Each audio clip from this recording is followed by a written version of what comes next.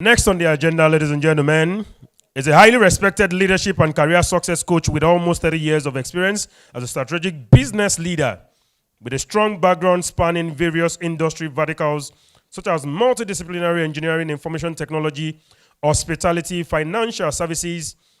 Is been highly sought after professionally in the field of human resources and management for over 19 years. From March to August 2017, served as the interim CEO and head of HR at Let's She Go MFB, a national microfinance bank in Nigeria. Currently the head of people and culture at Let's She Go Nigeria, where he has contributed significantly to the organization's growth and development. He has a vast experience and influence that has earned him numerous awards and accolades, including recognition as one of the 100 most influential global HR leaders in 2018 and one of the 101 global HR heroes in 2019. Additionally, he was named top-rated influencer on the most inclusive HR influencer list by Social Michael in 2019. And in the same year, he was recognized as one of the top 50 personalities on LinkedIn in Nigeria. In 2020, contributions to the global HR community was further recognized with several honors, including the distinction of being among the 501 most fabulous global HR leaders. Ladies and gentlemen, he is a top and one of the biggest voices in leadership, a subject matter expert in SME with the CIPM Nigeria and HRCI USA. Serves as a member of the HRCI Certification Council. He's also the founder and host of #HR with EM, a platform that provides an opportunity to connect, learn, and share on everything leadership, career development, and employee experience. The Nigerian HR community has affectionately call him the HR celebrity. Ladies and gentlemen, on this occasion of Ascentech Services at 10, please help me make welcome to the mic, Emmanuel Michael. A round of applause as he comes up for his speech. Thank you for doing it again, sir. Thank you very much. That was a very long one. I thought you were just going to read the first paragraph and we move on. Okay.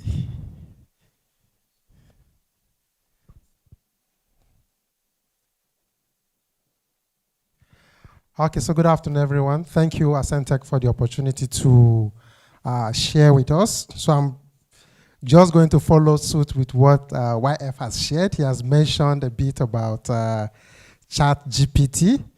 And so my conversation this evening is going to be focusing on ChatGPT. Basically, we'll be talking about how do you navigate in your career. So basically, the topic is on navigating career transitions in a ChatGPT world. So today, everyone is talking about ChatGPT. So we're going to look at, in your career, how can you utilize this particular tool? When we came in, two of the people sitting close to me had not experienced it and wanted to. So we had to just go through a small session of how do you actually even begin to use this. So I expect that at the end of today, you will also want to explore it if you've not explored it. So there's nothing to be afraid. It's technology that is out there to help us to get better. So I'm going to talk about what is ChatGPT, how ChatGPT is changing the workplace. Yemi had mentioned a bit about that. The impact on career transitions. How does it impact your career transition? You want to move from one role to the next role. What is the advantage?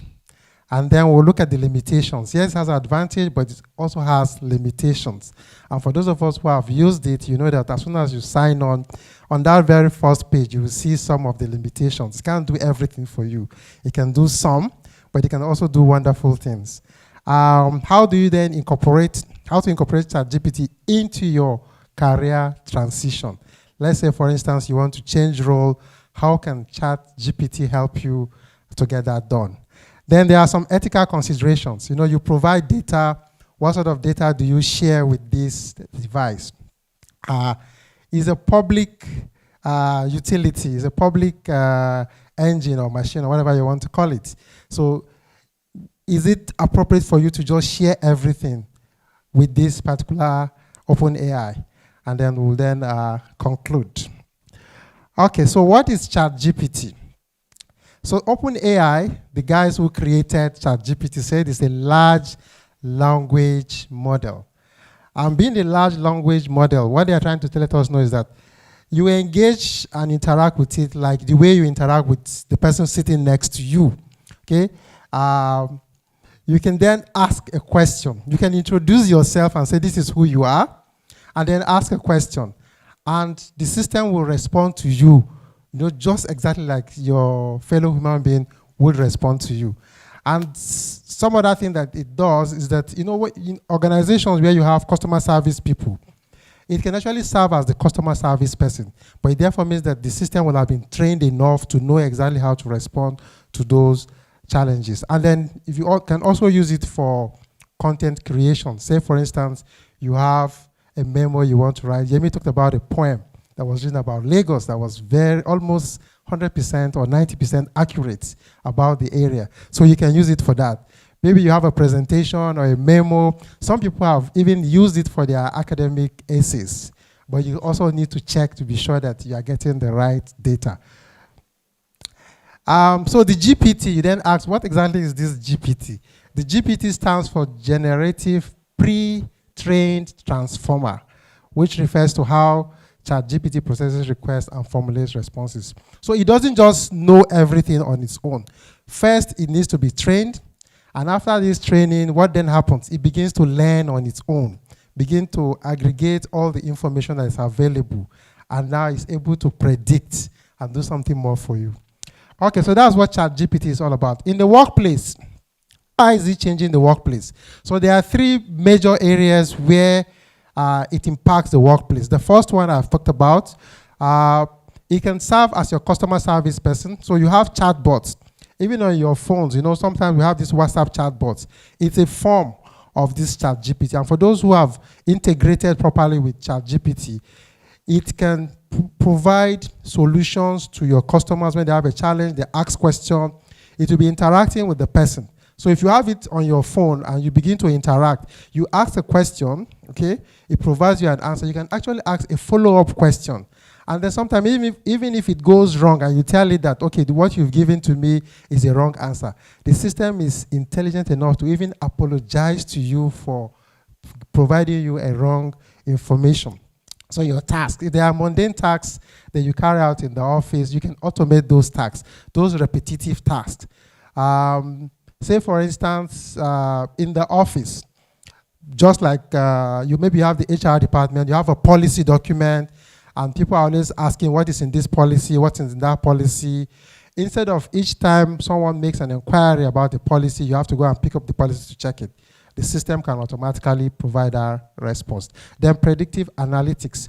If you share, say, a historical information with the system, it can help you predict what is going to happen. Looking at the trend, it can project and predict for you what the next outcome is going to look like. So this is the way it's been impacting the workplace.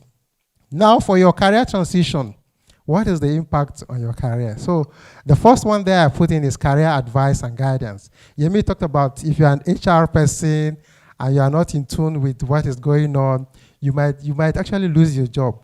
So what is happening today is that ChatGPT can actually provide you with a career advice. Okay? Let's say, for instance, I'm in HR and I want to change to move to another role. I can share my bio with the system and say, this is my profile, but this is the kind of job that I want to do now. It can give me advice of the necessary steps that I need to take. We talked about, when we were doing the test this afternoon, my colleague decided to ask it for meals, okay, 3-course meals and all that. And then the system started recommending meals, what you should take for breakfast, what you should take for lunch, what you should take for dinner. And it can go as far as telling you, giving you the ingredients that you need to actually prepare those meals. So for your career, it can give you everything about your career, tell you the type of trainings you need to be able to get that done.